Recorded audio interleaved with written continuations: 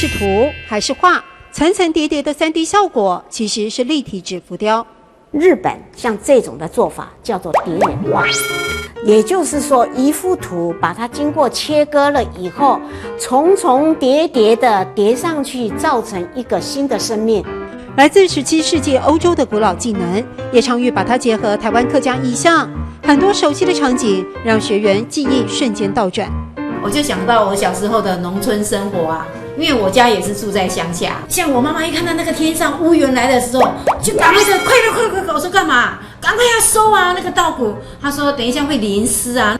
更多的怀念在客家100年系列里，摄影大师谢其炯的作品以立体纸浮雕的手法重现台湾即将消失的百大行业。他是用他很珍贵的镜头写了客家人的历史。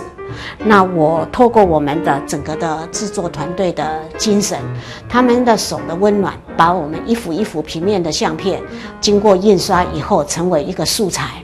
千竹歌的场景早也不复见，竹扫把、铜碗、枯木桶也渐渐消逝。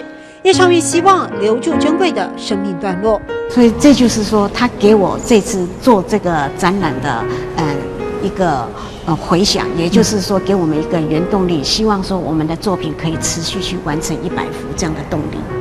所以有时候真的也不需要说太多，对不对？不是讲太多，用心去感觉啊，不是讲太多，用心去感觉，不用说太多，用心去感受。是的，对不对？透过一群人的努力，照片与指标记忆的结合，让100年客家长命生活百态在眼前似乎又鲜活了起来，也唤醒了更多人宝贵的记忆。不是讲太多，用心去感觉；不是讲太多，用心去感觉。